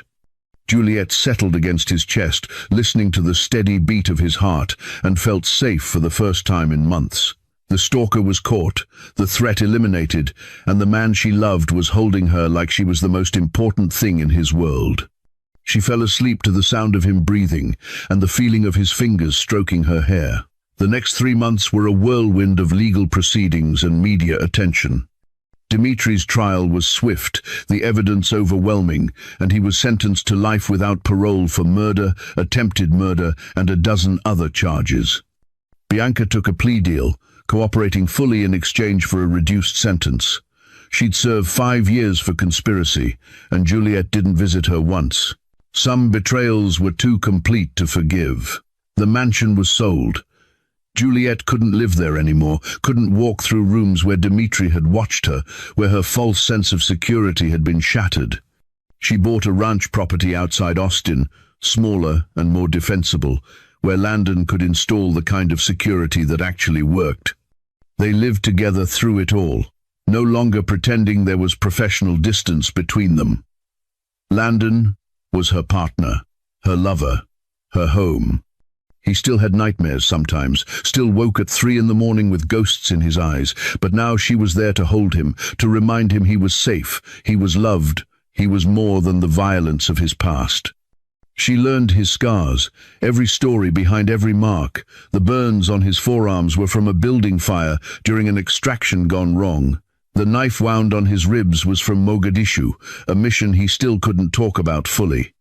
The bullet graze on his shoulder was from protecting a diplomat's daughter, the woman he'd mentioned losing, though he'd been wrong about that. She hadn't died, just married someone else while he was deployed, breaking his heart and making him swear off emotional attachments. Until Juliet. "You broke through every wall I'd built," he told her one morning. Coffee and sunrise, and his arms around her waist. "Made me believe I could be more than just a weapon." "You were always more," she'd replied. "You just needed someone to see it." Life settled into something beautiful. Juliet took smaller roles, projects that fulfilled her creatively without demanding the grueling schedule her previous work required. Landon consulted on security for high-profile clients but refused any job that required extended travel. They were building something together, a life neither had thought possible. But there was still a restlessness in both of them, a sense that Austin held too many memories, too much darkness. When Juliet's agent called with an offer for a film shooting in New Zealand, a 6-month project that would be challenging and rewarding and far away from everything that had happened, she seriously considered it. The problem was Landon. They'd been living together for 3 months, been inseparable through the trial and recovery, but they'd never actually discussed the future, never defined what they were beyond together. Juliet assumed he'd come with her if she took the New Zealand role, but assume wasn't the same as knowing, and the uncertainty kept her from committing. Landon had his own uncertainty. He watched Juliet heal, watched her return to herself, and wondered when she'd realize she didn't need him anymore. The threat was gone, her life was rebuilding, and he was just a reminder of the worst period of her existence. Surely she'd want a fresh start. Someone without his baggage, his scars, his capacity for violence. The New Zealand offer felt like a clear signal. She wanted distance, wanted to figure out her life without him hovering, and he'd respect that even if it killed him. So he started preparing to leave, making arrangements to sublet his old apartment, accepting contracts in other cities that would keep him busy and far away when she left. Neither of them talked about it. The night before Juliet was supposed to give her answer to the New Zealand project, Landon was in the bedroom packing a go-bag for a consultation in Dallas. It was a 3-day job, basic security assessment, nothing complicated. But Juliet found him folding clothes with military precision and felt her stomach drop. "You're leaving," she said from the doorway. "Just for 3 days. Client in Dallas needs." "That's not what I mean." She stepped into the room, arms crossed over her chest.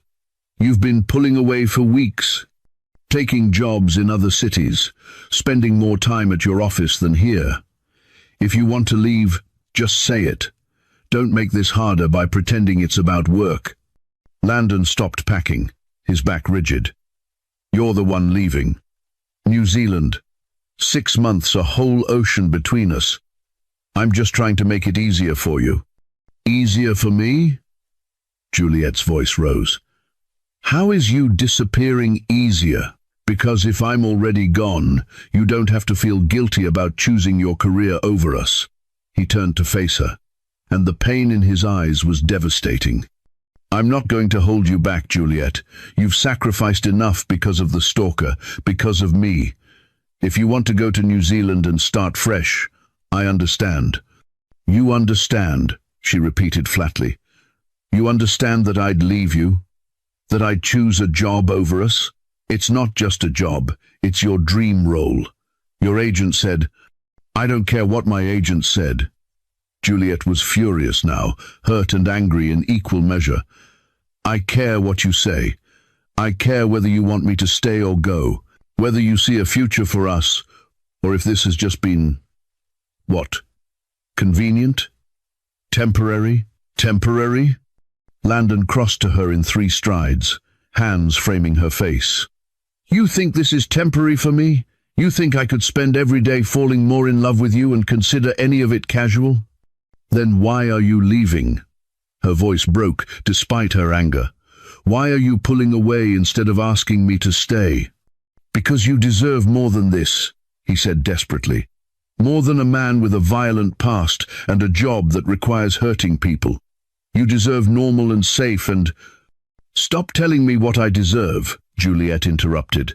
"I'm not some fragile thing that needs protection from you. I'm a woman who knows exactly what she wants, and what I want is you. Scars, violence, nightmares, all of it. I want you, Landon, but I need to know you want me too, not as a job or an obligation, but as a partner, as someone you choose every day." His thumb traced her cheekbone, that gesture of tenderness that undid her every time. "I choose you. Every second of every day. I choose you. I'm just terrified you'll wake up one morning and realize I'm not enough. You're everything," she said fiercely. "You're the reason I survived. The reason I can sleep without nightmares. The reason I believe in love again. How could that not be enough?" Landon kissed her, desperate and deep, pouring everything he couldn't say into the connection. When they broke apart, both were breathing hard, foreheads pressed together. "Come with me," Juliet whispered, "to New Zealand. Not as my bodyguard, as my partner, my love. The man I want to wake up next to for the rest of my life. You mean that?" Every word. She pulled back to look him in the eyes. "I know it's fast. I know we've only known each other a few months, but I also know I've never been more certain of anything. You're it for me, Landon Armstrong, so come with me. Let's start fresh somewhere new, where we're not defined by stalkers and violence, where we can just be two people building a life together. Remember you promised to take me away when all of this is over. Well, the opportunity has presented itself, and this is me offering you keep your promise." His smile was slow and genuine, transforming his harsh features into something beautiful. "I'd follow you anywhere. You know that, right? To New Zealand, to the moon, to hell and back. Wherever you go, I'm yours." "Then say yes, yes." He breathed against her lips. "Yes, to New Zealand. Yes to forever. Yes to everything with you." They made love then, slow and tender, a promise of all the tomorrows they'd have together. And later, wrapped in sheets and each other, Landon pulled a small box from his nightstand. "I was going to wait," he admitted, opening it to reveal a simple platinum band with a single diamond. "Going to make it romantic, take you somewhere beautiful, get down on one knee properly. But I can't wait any more." Juliet, slithering. "Will you marry me? Will you let me spend the rest of my life protecting you, loving you, choosing you every single day?" Juliet's eyes filled with the happy tears he'd promised, and her yes was immediate and certain. He slid the ring onto her finger, and it fit perfectly, like it had been made for her. Like everything between them, it just worked. 6 weeks later, they landed in Auckland with suitcases full of new beginnings and hearts full of hope. The film was challenging and rewarding, and Landon found consulting work with private security firms that kept him busy but not deployed. They rented a house on the coast with views of the ocean, far from Austin, and stalkers and everything dark. On a Sunday morning, 3 months into their New Zealand adventure, Juliet woke to find Landon already awake, watching her with soft eyes. "What?" she asked, smiling. "Just memorizing this," he said.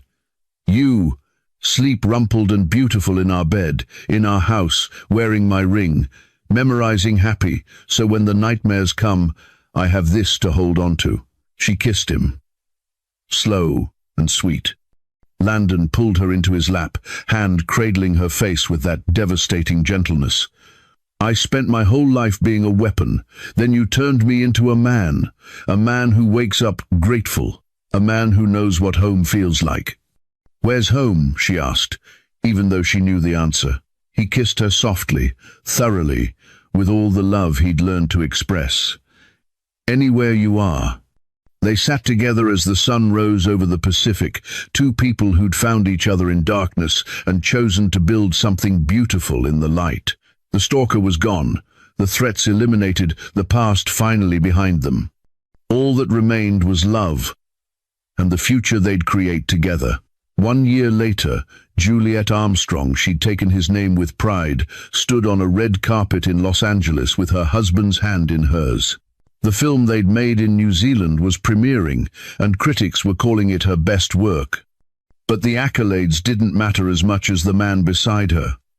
The one who'd taught her that real strength wasn't in perfect control, but in the courage to be vulnerable with the right person. A reporter asked the inevitable question, "Juliet, you've been through so much. How did you survive it all?" She looked at Landon, who squeezed her hand and smiled, and knew the answer. "I found someone who walked through hell with me," she said simply. "And I realized the person who'd burn the world to keep you safe is the same person who makes you believe in goodness again." Landon leaned down to whisper in her ear, just for her, "You're my salvation, sweetheart." Every single day, they walked into the premiere together, hand in hand, and neither looked back. The darkness was behind them. Only light remained. The end. If this story of dangerous love captured your heart, please like this video and subscribe to the channel for more addictive romance stories. What was your best scene in this story? Drop your response in the comments below. Take care of yourself. I'll see you in my next story. Lots of love.